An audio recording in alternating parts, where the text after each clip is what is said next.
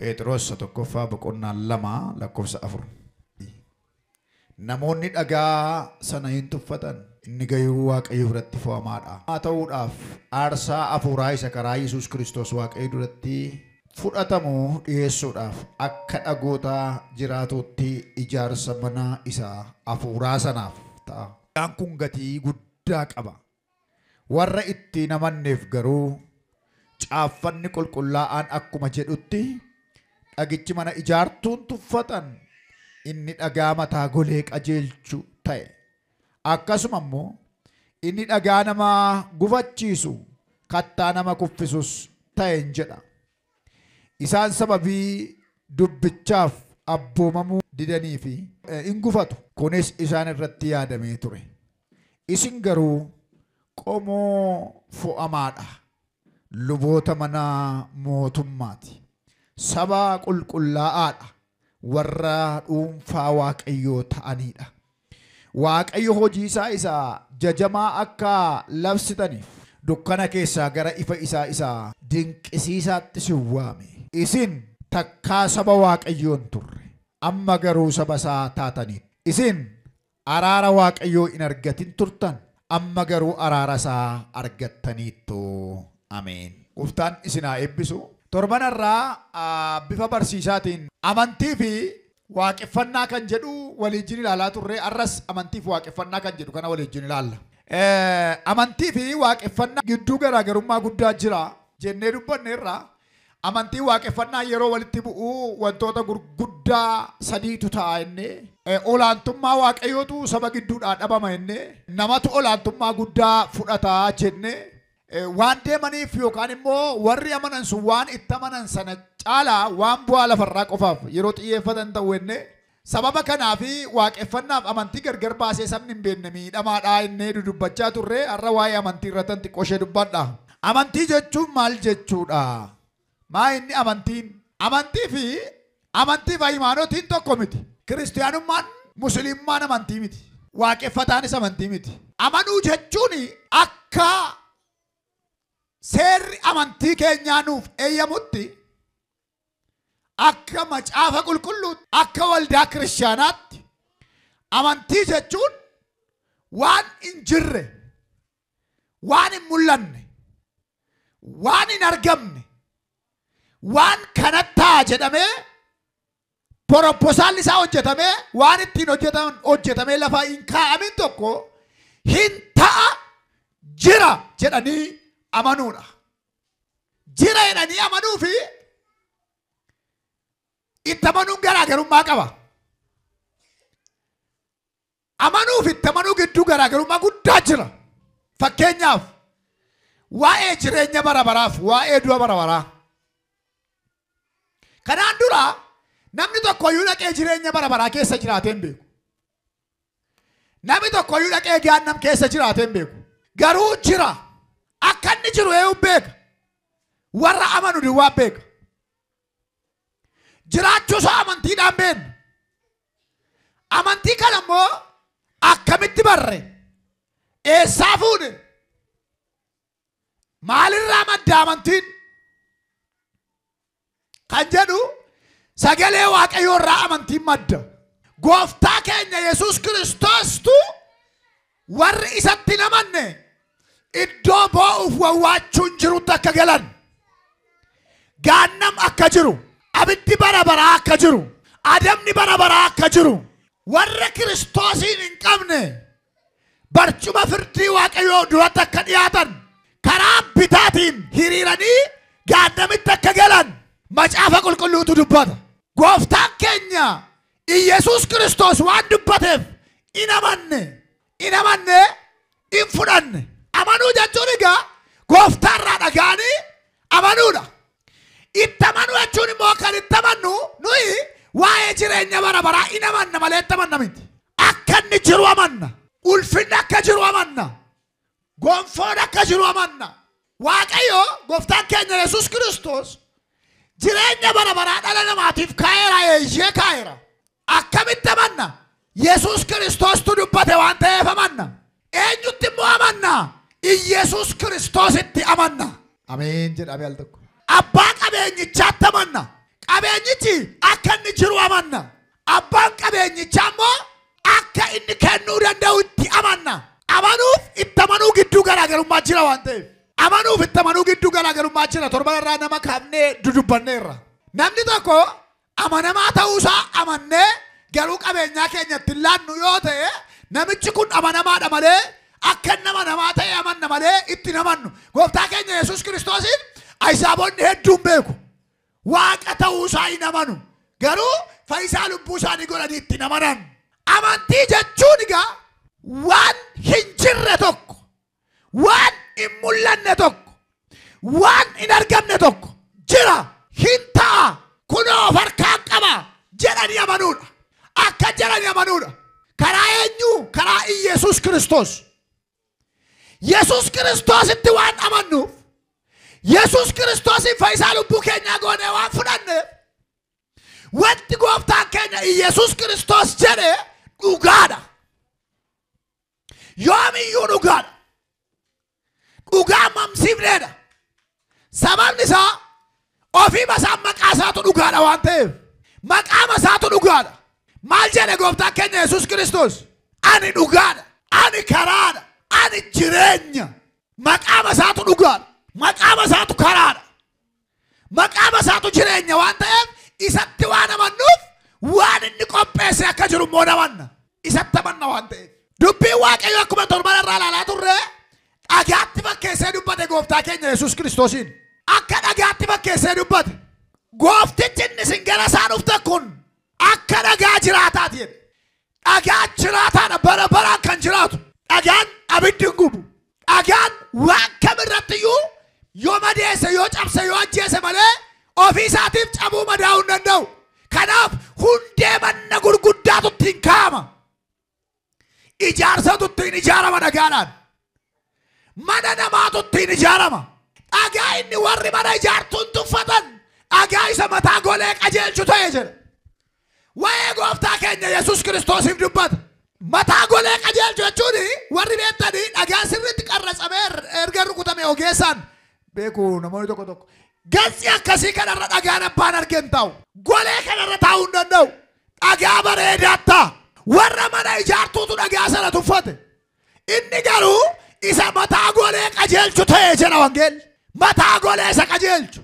Dhagaan sun jedha. Warra kaaniif dhagaa gufannaatiin.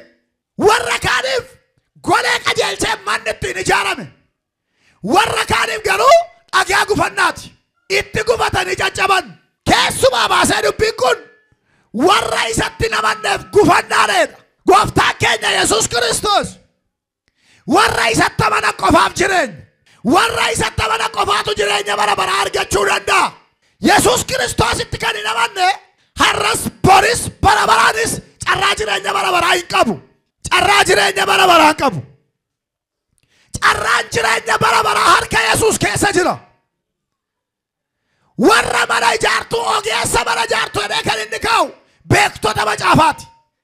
Sadiiqota warra jedhaman, Yihuudoota warra jedhaman, warra seera eeguudhaan fayyina jedhanii of goyyoomsan, seera eeguun waan mootummaa Waaqayyootti galla warra jedhan.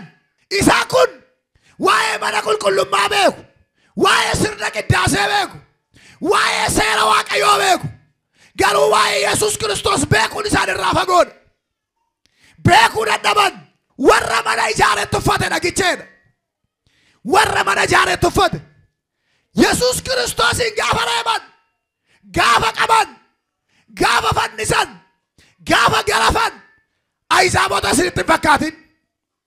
Warra beenna jedhan, warra Kiristoosiin hubanneerra jedhan, warra maalummaan Kiristoos isaanii waan gale fakkaatu. Warra akkasiiti. Ani ilma Waaqayyoo abbaati gaafannee maqaa Waaqayyoo arrabsetti hin jedhan. Luboota, beektota, hangafa lubootaati. Bartoota waa'ee Yesuus lallaban kan ari'achaa turan hojii ergamootaa boqonnaa 3 keessatti illee Qayaafaan fa'aa hangafa lubaati. Waan Waaqayyoof hidhaaman isaanitti fakkaate. Waan Waaqayyoof falman isaanitti fakkaate. Waan Waaqayyoof dhiibbaa uuman isaanitti fakkaate. Garuu Waaqayyoof falmuu caalaa ilma Waaqayyoo isa jiraataa gara du'aatti geessan. gara du'aatti geessan. Yeroo baay'ee amantii keessatti namoonni beekneedhaan kufoodha. Amantiin beekumsa hin barbaadu. Amantiin beekumsas miti. Amantiin dandeettii miti. Amantiin sadarkaa barnootaa miti. Amantiin waaqarraa namaa kennama. Amantiin waaqayyo gooftaa maccaatti garaa qulqulluun amanuudha. Lapheedha. Akkuma qajeelummaati. Qajeelummaa namni fiduu hin danda'u. Hojii keenyaan qajeelaa ta'uu hin dandeenyu. Qajeelaan waaqayyo biraa, qajeelummaan waaqayyo biraa namaa kennama. Yeroo hundumaa qajeelummaan waaqayyo biraa kennama. Namoonni baay'een yeroo uumama isaaniitiin garraamiidha. Qajeelaadha kan jettan baay'ee jira. Namoonni baay'een immoo uumama isaanii namoodha. Gooftaa fudhatanis fudhachuudhaan yoo baatanis garaan isaanii qajeelaan ta'u. Qajeelummaan waaqayyo biraa namaa kennama malee shaakalamee dhufu. Qulqullummaan garuu shaakalamee dhufuu danda'a. Qulqullummaan shaakalamee dhufuu danda'a. Qajeelummaan garuu waaqayyo biraa namaa kennama. Garaa qajeelummaa qabuutuun qabaatin waan barbaadan gochuun hin danda'ama. Tajaajiluun, kadhachuun, maal jechuun hin danda'ama. Hin danda'ama. Waaqayyoof hojjechuu, waaqayyotti amanuu keessa garuu beekumsi biyya lafaa dandeettiin hubannaan baay'ee gahaa miti. Bartoonni gooftaa keenya Yesuus Kiristoos baay'een isaanii barnoota kan hin qabneedha. Hojii ergamootaa boqonnaa 3 dhaqaa ilaalaa. Barumsa akka isaan hin qabne irratti baranedha wangeelli. Garuu gooftaa duukaa akka isaan turan hubatan jedha. Ija jabaatanii dubbatan waan ta'eef. Afaan guutanii waa'ee dhugichaa dubbatan waan ta'eef. Amanuu jechuun dubbicha dhaggeeffatanii fudhachuurraa dhufa. Yerootti kennanii dubbicha dhaggeeffatanii fudhachuurraa. Waldaa kakuu haaraa lafa kan qabsiise Phexros. Yeroo jalqabaaf guyyaa gaafa 50ffaa har'a waldaan har'a afurri qulqulluun bu'ee nama 3,000 gooftaa fudhachiise waldaa jalqabaa kan hundeesse. Kakuun gooftaan keenya Yesuus Kiristoos dubbate keessaa kakuu jalqabarra raawwatame kan ta'e. Dhala namaaf jechuu gooti. Afurri qulqulluun hundumaaf dhufe kakuun galame ati dhagaadha sirratti mana koo ijaara jedhee eenyuun Phexrosiin jalqaba dhufee irratti raawwatame. Sattedhee lafaa ol ka'ee hin maraanne miti, hin machoofne miti. Ayyaana waaqayyoon nurra dhufee. Yeroon isaa jedhe yeroo itti machaa miti jedhe. Dandeettii foon hin qabu Phexros. Dibata turra jira. Ayyaana turra jira. Garaa amanuu qaba. Waaqayyoon dhaggeeffata. Waaqayyoon jaallata. Maqaa gooftaan garaan akkasii siif haa uumamu. Yoo amante garaan akkasii siif haa uumamu. Eegaa. Gaafa Yesuusin reebaa jiran waaqayyoo waan gammachiisan itti fakkaata. Waan waaqayyoo isaan itti boqotu itti fakkaata. Maqaa waaqayyoo balleesse. Ani ilma waaqayyoo jedhanii reebu waan ta'eef. Baay'ee beeku jarri. Baay'ee dubbisan. Luboota waggaa dheeraati. Beektota macaafaa waggaa dheeraati. Geggeessitoota mana qulqullummaati. Garuu gooftaa keenya Yesuus Kiristoos hin dabarsanii du'atti kan kennan isaan. Erga gooftaa keenya Yesuus Kiristoos du'e amantii kana balleessuudhaaf Saa'oliif eeyyama kan kenne hangafa lubootaati. Amanuuf haymanotiif amantii gidduu garaagarummaan kanaaf jira. Luba waan ta'aniif gooftaan taphatan jechuun hin danda'amu. Raajii akka goo waan ta'aniif gooftaan taphatan jechuun hin danda'amu. Amantoota ta'anii as keessa waan ta'aniif gooftaan taphatan jechuun hin danda'amu. Nama waaqayyootti hin gammanne guyyaa 100 soomee kadhateerra. Nama waaqayyootti gammadu rafaa buluu wayya. Waaqayyoo sitti gammadeera taanaan hirriba keessa iyyuu hin soorayna wangeel. Hafuuraam biddeen gursa hirriba kee miti. Aaduu isaatiin hafuurri waaqayyoo nuuf kadhata seenuudhaaf. Waaqayyo karaa kee yoo jaallate yoo sitti gammade hirriba keessa iyyuu sinuun si soora. Warri waaqayyoon hin qabne garuu akka nama lafa mucaatarra dhaabbateeti. Maqaan isaanis akka maqaa owwaara irratti caafameeti jedha. Kiristaanonni na dhaggeeffadhaa. Warri gooftaa taphanne irratti na dhaggeeffadhaa. Foormulaan qabu, kaalkuleetarii biraan qabu, siistema addaan qabu. Amani yoo amantee du'a bara baraa jalaa baata. Ameen jedhaa. Amani yoo amantee du'a bara baraa jalaa baata. Walitti maa amani jedhaani. Jedha amani jedha.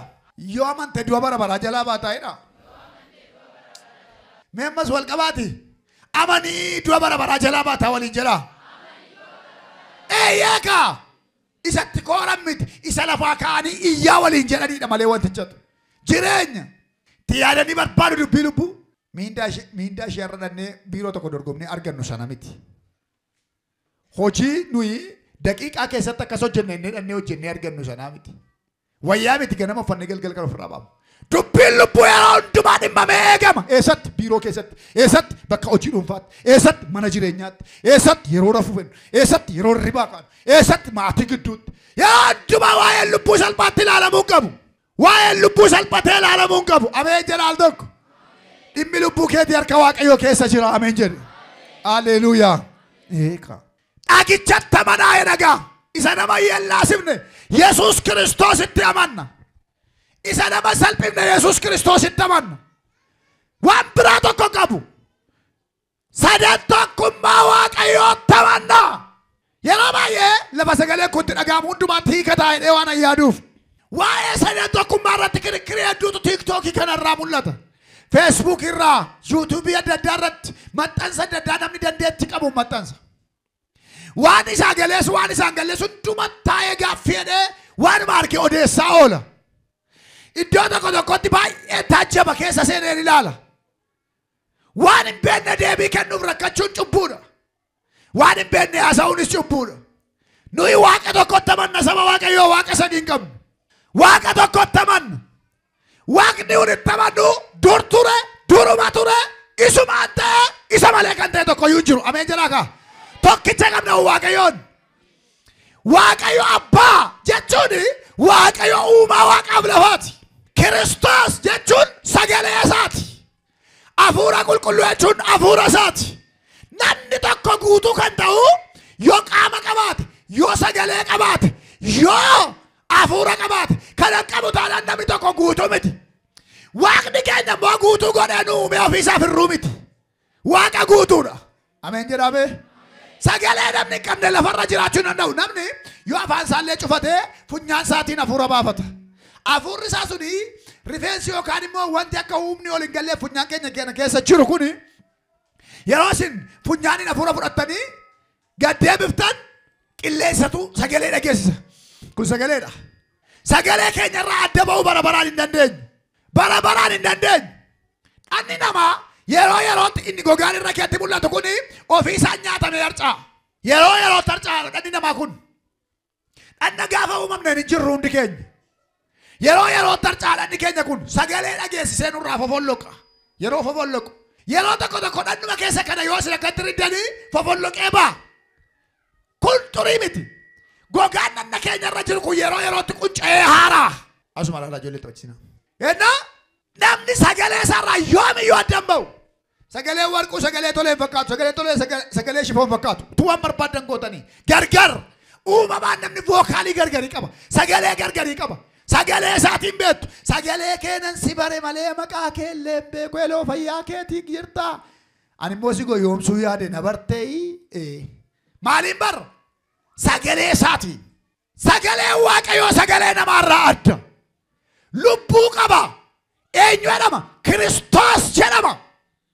Ragaan qaba wangeela keessaa sagalee dur ture. Sagalee uumaa ture. Uumama hundumaa uumaa kan ture. Sagalee Waaqayyooti. Innis Yesuus Kiristoos jedhama. Wangeela Yohaannis boqonnaa tokko. Lakkoofsa tokkorraa yoo ilaaltan mata duree isaa Kiristoos sagalichi foon uffachuusaa jedha. Kiristoos maalichi? Sagalichi. Waaqayyoo bira ture. Waaqayyoon ture jedha. Maal jechuudha? Maal jechuudha? Waan uumame hundumaa kee isa malee kan ta'e hin jiru. Iddoo tokkotti immoo kakuma fageetti immoo waa'ee isaa turaa jabe. Sagalee isaa ergee isaan fayyise. Boolla du'aa keessaa baasee jedha. Waa'ee Yesuus dubbate. Lakkoofsa tokkorraa kaatee yoo ilaaltan sagalichi duruma ture. Sagalichi Waaqayyoo bira ture. Sagalichi ofii isaa Waaqayyoon ture. Waan ta'e hundumaa keessaa isa malee kan ta'e hin jiru. Sagalichi ifa namootaa ture. Ifichi dukkana of keessaa hin qabu. Jireenya dhalootaa ture. Waa'ee isaa dubbata. Sagaleetu foon uffate. Foon isa kam? Foon garbummaa. Foon garbummaa isaa anaafatu uffannee jiru. Foon abaarsaa isaa anaafatu uffannee jiru sana uffatee dhufe. Sababni isaa haadha manaa sabra utuu hin gahin Yoosef. Walquunnamtii saalaa alatti dhalate. Gurra isaatiin isheetiin dhageesse. Gurraan seene, garaa seene, mucaa ta'ee dhalate. Sagaleen lubbuu godhate. Mucaan dhalate kan abbaa sagalichaati. Mucaan dhalate kan abbaa sagalee sanaati. Kanaaf Kiristoos Waaqa kan biraa miti. Sagalee Waaqayyoo waan ta'eef Waaqa dhugaadha. Namni hafuura malee jiraachuu hin danda'u. Amma hafuura keessan utuu daqiiqaa 8 isin ukkaamsanii xaxettu. Afuura keenya irraa addan baanu. Kun maal agarsiisa? Yoo isa fudhachuudhaaf baanne jiraachuu dandeenyu sombi keenya nu jiraachisu ukkaamama waan ta'eef. Afuurri qulqulluun immoo afuura Waaqayyooti. Waaqayyo abbaan qaama. Qaama sagalee afuura. Waaqa tokkichatti amanna. Ameen jedhaa kaa. Qaama isaati. Afuura isaati. Kanaaf waaqa lama hin qabnu. Waaqa tokkuma qabna. Tajaajilanii beekuun hin danda'amu. Yoo amantiin namaa gale. Yoo amantiin namaa hubatame. Yoo si hubatame malee callisanii dhumaa waan tajaajilaniif waa'ee dhoksichaa beekuu hin danda'amu. Amma fakkeenyaaf amantoonni keenya deebii tokko kennuu hin danda'an bakkee kanarraa. Isaanii gadi qabanii dubbisu kana. Wangeela keenya gadi qabanii dubbisu afaan Oromoon caafame waan. Gadi qabnee hin dubbifnu. Teenyee barachuun jaallannu. Ammas isin irra ture isin barsiisatuun haalleluuyaa. Hila Waaqayyo kana sirraa lafaan dhaadhee gammaddanii akka isin duutan sirriitti hin beeku. Dubbichi nuun galle taanaan kiristaanummaa keenya Waaqayyoon arrabsiisa. Dubbichi nuun fudhatamne taanaan kiristaanummaa keenya Waaqayyoon arrabsiisa. Kanaaf inni isin gara isaa dhuftan kun Yesuus Kiristoos akka dhagaa jiraataati jedha. Dhagaa jiraataati. Nu fayyisuudhaaf dhufe. Waaqayyo abbaan yeroo hundumaa kan inni dubbatu wangeelli keenya sagalee koo dhaga'aa jedha. Hin jedhu wangeelli. Sagalee koo dhaga'aa. Sagalee Waaqayyoo eenyu? Kiristoos Iyesuus. Kiristoos Iyesuus. Sagalee Waaqayyooti. Isatti amanuudha. Isatti erga amannee booddee waan yaadne sana bira ga'uun hin danda'ama. Maaliif jennaan isatti amannee irra ka'a. Isatti amannee irra waan ta'eef maqaa Waaqayyoof galanni guddaan haa ta'u. Warri isatti amanan saduraa Phexros boqonnaa tokko lakkoofsa 22 isinii dubbisaa dhaggeeffadhaame dhoksaa cimaa tokko argitu achitti. Dhoksaa cimaa tokko dhaggeeffadhaa. Isin dhugaadhaaf abboomamuu keessaniin jireenya keessan qulleeffattanii obboloota garaa qulqulluudhaan jaallachuu bira geessaniitu. Ammas jaalala waa isa garaa keessaa dhufuun wal jaalladhaa. Isin dhugaadhaaf abboomamuu keessaniin jireenya keessan qulleeffattanii obboloota jaallachuu bira geessaniitu. Meessoo koofsa orgoo dubbii kana ilaalaa. Tokko dhugaadhaaf abboomamuu keessaniin jedha. Dhugaa jechuun eenyu jenne? Maqaa Yesuus Kiristoos. Yesuus Kiristoosiidha. Yoomiyyuu dhugaadha Yesuus. Dhugaadhaaf abboomamtanii jechuun Kiristoosiif abboomamtanii jechuudha. Kiristoosiif abboomamtanii lama jireenya keessan qulleeffattaniitu. Haalleluuyaa. Jireenya ofii keessanii qulleeffattaniitu. Bara keenya garuu bara faallaadha. Bara faallaadha. Ija ittiin wal arginu malee ija ittiin of arginu hin qabnu. Namni kam yoo laxanii gaafattan qulqulluudha obse'a. Namni kami qulqulluudha obse'a. Deeggadda dubbadhe kana. Har'as irra deebi'een sunii dubbadha. Jimaata dubbadheera. Iji keenya hollaa teessee fira walii miti. Quba waliin qabdu. Waliin beektu. Waliin gargaartu iji keenya. Amma tukkee ija keessan isa bitaa keessa humni wayii isin seene ija mirgaan ilaaltanii kee hambaafattan. Hollaadha garuu waliin beektu. Inni kun hin bu'aa taanaan isheen kun isin maboossi malee huuba kee hafuudhuuf hin dandeessu. Walii ishee caalaan nama biraaf fira iji. Ijinni kan biraan dhufee garuu ija sagan keessanii kana kee huuba isinii baasa. Of arguu caalaa iji wal arga. Wal arga. Walii isaa laalee wal gargaaruu hin danda'u. Iddoo tokko taa'ee tulluu kana gidduu jira waan ta'eef. Tulluu kana gidduu jira waan ta'eef waliin argu. Waliin argu. Garuu kan nama biraa arga. Gooftaan keenya Yesuus Kiristoos gabaabsee waa'ee kana gaafa dubbate huuba ija obboleessa kee keessa jiru hin agartaa jedhe. Utubaa isa ija kee dhaabatu garuu hin agartu jedhe. Utubaa moo huba caala? Utubaan laa kunoo samana qabee dhaabu kanaadha. Isa gidduu kee heeruman. Ija kee keessa utubaa jira jedhe. Kan obboleessa kee keetti garuu huuba agarte jedhe. Of arguu caalaa nama agarra. Ofii ta'uu caalaa nama kan biraa taasisuuf rakkanna. Nama kan biraa waan sana taasisuuf rakkanna. Iddoo kanatti garuu dhugichaaf abboomamuudhaan jireenya ofii keessanii qulleeffattan jedha. Ofii kee sin galchu waa'ee nama biraa siin jedha Waaqayyo. Sin ilaallatu dura qullaa'eedha.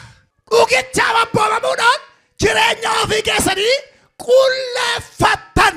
Inni sadaffaarraa sadarkaa guddina isa sadaffaa obboloota jaallachuu bira geessanii. Ayi dubbii kana. Haleluuyaa. Wangeela dhaga'uun kee nama biraa qulleessatu hin taane siinsi qulleessa. Nama biraan ilaallatu wangeela dhaga'uun kee ofii kee fayyeedha. Gooftaan Yesuus ofii waan firdii kennu hin dhumne waan ta'eef. Ofii bakee fayyeedha wangeela. Wangeela dhaga'uun kee nama biraa qulleessatu hin taane siinsi mataa kee qulqulleessa. Sadarkaa sadaffaa irratti gara nama biraa dhatta. Obboloota jaallachuu bira geessan jedha. Obboloota jaallachuu mee saba Waaqayyoo. Amma tu kaanee jechuudha. Waa'ee jaalalaa waraqata wayitti laxxafne nama hundumaaf asitti rarraafne nama jaallachuu hin dandeessan. Nama jaallachuu achuun deemanii maraqanii waan nama jaallata wayii seetanii masin. Jaallachuun hin danda'ama garuu garaa qulqulluun jaallachuun hin danda'amu. Jaallachuun hin danda'ama garuu garaa qulqulluudhaan jaallachuun hin danda'amu. Sadarkaa guddina hafuuraati. Mee maaloo dhaggeeffadhaa meetu asiin ta'in. Jaalalli koo sadarkaa guddina hafuuraati. Jaallisee maanollaa koo nan jaalladhaam. Habaluun nan jaalladhaam. Habaluun nan jaalladhaam jechaa hamanna yoo ta'e ni koo budaa guyyaati. Budaan amma guyyaa nama fakkaatte nama kee teessi, nama kee deemti, nama kee yaati. Halkan bineensaa wajjin jiraatti. Yoo gaafattan guyyaa nama, halkan garuu bineensa. Namni nan jaalladha jechaa hamatu budaa guyyaati. Jaalala jechuun nama lafamu. Sadarkaa hafuuraati. Jalqabaa jireenya keessan erga qulqulleeffattanii booddee sadarkaa nama garaa qulqulluun obboloota jaallachuu bira geessuu jedha wangeelli. Malee ija foonii yoo ilaalle hundumaan mudaa qaba. Amma sun ka'ee si taa'ee garanumaa ka'ee ilaalee hundumaan mudaa qaba. Mudaan sun qabu inni kun hin qabu, mudaan kun qabu inni kun hin qabu. Malee namni tokko mudaa dhabe ifa lafaarra jiru. Mudaa bakka hundumtu.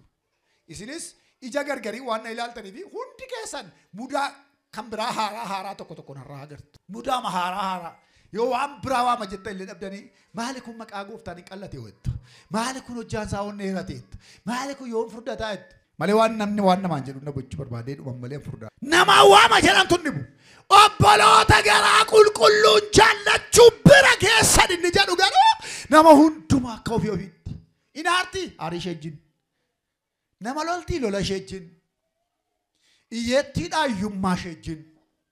Hindaartee daara ishee wajjin.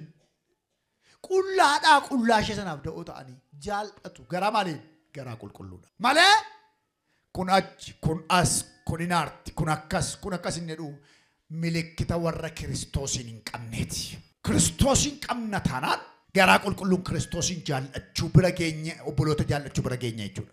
Garaa qulqulluun obboloota jaallachuu bira geenya. Kanaaf kan itti amannu Kiristoos yeroo ta'u kan amannu immoo badhaadhummaa Kiristoos keessatti argamuudha. Gabaabaatti cuunfaa dubbii gooteeti kun.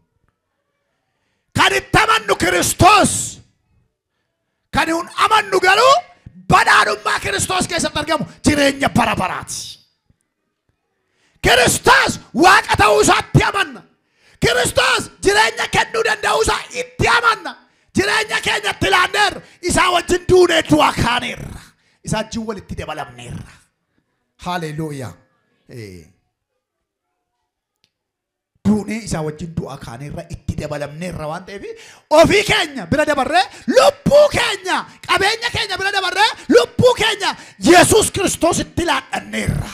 Itti amanneerra Kiristoositti. Badhaadhummaan Kiristoos keessa jiru an keenya akka ta'e immoo amanneerra.